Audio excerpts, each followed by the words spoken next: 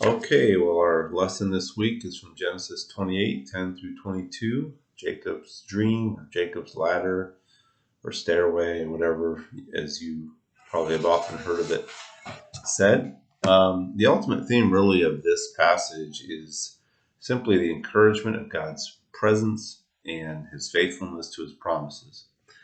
Notice how God affirms or reaffirms the Abrahamic covenant in verses 13 and 14 of this passage. It says, Behold, the Lord God stood above it and said, I am the Lord, the God of your father Abraham, and the God of Isaac. The land on which you lie, I will give it to you and to your descendants. Your descendants will also be like the dust of the earth, etc., etc. So this is a tremendous, again, reaffirmation of the promise that's originally given to Abraham and then to his father Isaac. So Jacob is the one who had the birthright, right? That Esau sold and received a special blessing. This is the significance of it in regards to his descendants and to his being in the line of this covenant promise.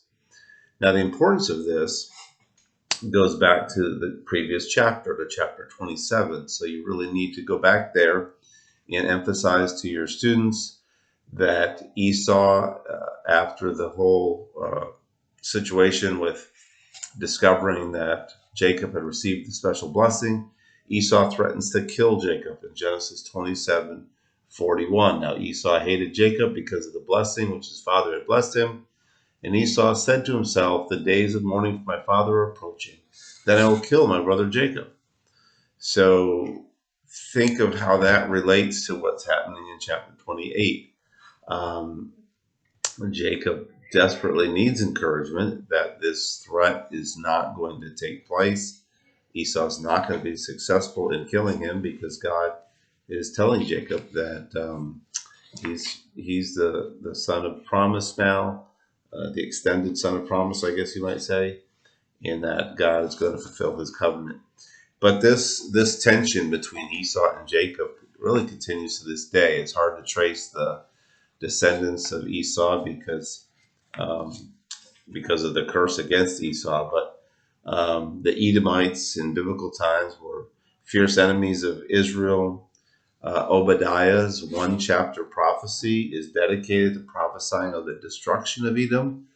Um, and notice in verse 5 of chapter 28 that Jacob is mentioned first and then Esau. That is not a mistake. Then Isaac sent Jacob away, and he went to Padanaram to Laban, son of Bethuel, the Aramean, the brother of Rebekah, the mother of Jacob and Esau. Why is Jacob listed first? Because the elder shall serve the younger. So now Jacob is treated as the elder. As one writer said, this is no slip of Moses' pen. It was very intentional that it is written that way. Esau's godless character continues to be evidenced by both his desire to kill Jacob and also the women that he chose to make as his wives. Again, just giving you some more context. Genesis 26, verse 34 and 35. I'm not going to read the verses, but he marries Judith, the daughter of Beri the Hittite, and Basemath, the daughter of Elon the Hittite. So Hittites, which are enemies of Israel, Esau's married into that clan. And then when he discovers that that didn't make his parents very happy, um, he tries to make amends by marrying a daughter of Ishmael in Genesis 28, verse 9. And Esau went to Ishmael and married, besides the wives that he had, Mahalath, the daughter of Ishmael, Abraham's son, the sister of Nabial. So it just kind of shows you how clueless he is to spiritual things and how much he just disregards spiritual things. One writer talks about this as being evidence of his complete disregard for the Abrahamic covenant. So again, these choices demonstrate, one writer says this, these choices demonstrate how unfit Esau was for God's blessing and how foolish was Isaac's attempt to bless Esau.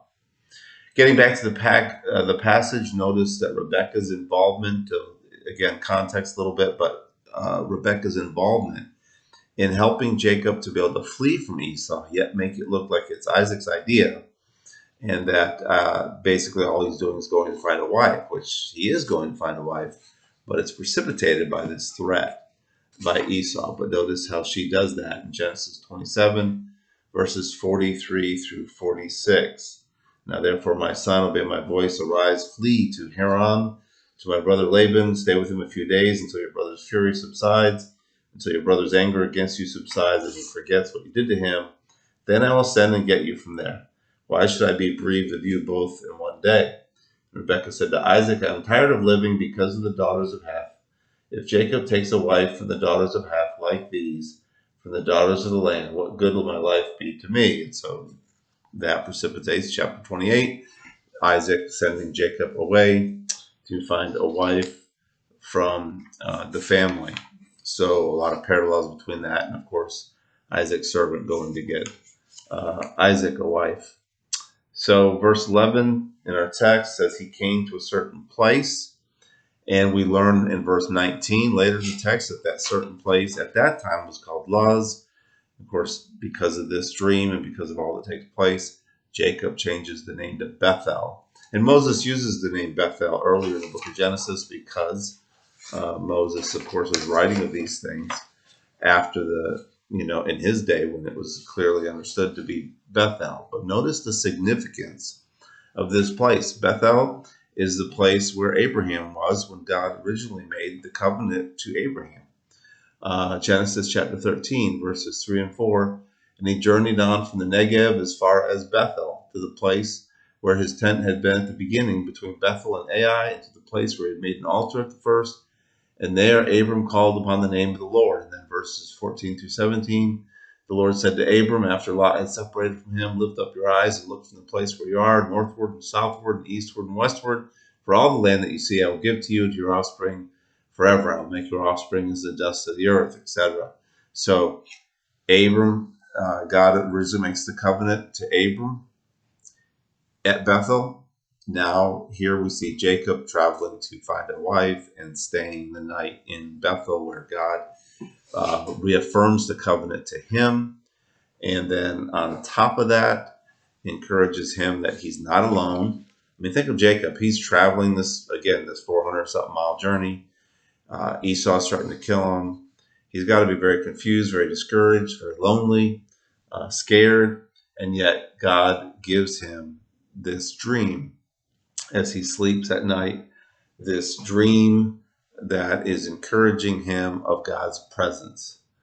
There's something in the curriculum that some people make a connection because of the stairway, and it's kind of probably like a ziggurat of the angels ascending and descending on it, and they kind of tie that to Babel. And I think that's just a bunch of conjecture that is going to get you distracted from the main point. So I wouldn't even bring that up.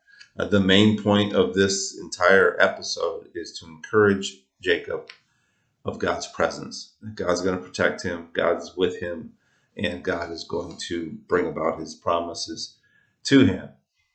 In fact, if we could, I think all God is really doing is peeling back the invisible realm and letting Jacob see into it. I don't think it's unusual. Angels are all around us, ministering to us, and I think that's what God is showing him and showing us, that even though we don't get to see it like Jacob's getting to see it, this is normal. Zechariah chapter 1, verse 9 and 10 says, Then I said, What are these, my Lord? Speaking of angels. And the angel who talked with me said to me, I will show you what they are. So the man who was standing among the myrtle trees answered, These are they whom the Lord has sent to patrol the earth.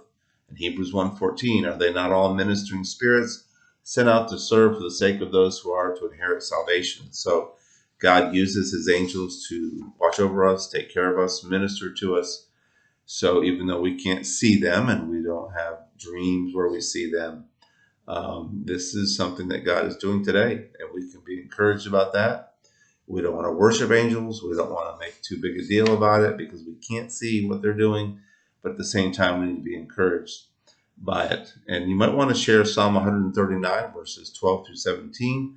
I didn't write those out to quote them to you, but they're talking about God's presence, that we can't flee from his presence. He's always with us. Another good application is that though Jacob calls this place the gate of heaven, the reality is that Jesus is the ultimate gate of heaven. We don't have to go to a certain location to access God. We have full access to God through Jesus Christ. A couple good verses, an interesting verse in John 1:51. When you think of what Jacob is seeing, John 1:51, he said to him, "Truly, truly, I say to you, you will see heaven opened and the angels of God ascending and descending on the Son of Man."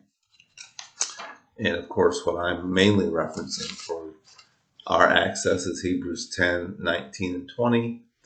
"Therefore, brothers, since we have confidence to enter the holy places by the blood of Jesus, by the new and living way that he opened for us through the curtain, that is, through his flesh." One other thing to mention is that in verse 20 and 21, we see Jacob making this vow to God. And the way it reads could easily lend someone to think that Jacob is kind of doing an iffy type of vow. It says, "Then Jacob made a vow saying, if God will be with me and will keep me on this journey that I take, etc., etc., then I will return to my father's house in safety. Then the Lord will be my God." I don't think Jacob is trying to make an iffy type of thing about, well, if God does this. I think he's emphasizing it in the way that we sometimes use the word "if" to mean since. In other words, God just promises to him. He goes, "Well, if you're going to do that, you're going to be my God." I don't think he's doubting it's going to happen. He's responding to the promise that's already been made and all that God has shown him. And then we see him giving a tenth as part of this commitment. We see him worshiping God with a tenth.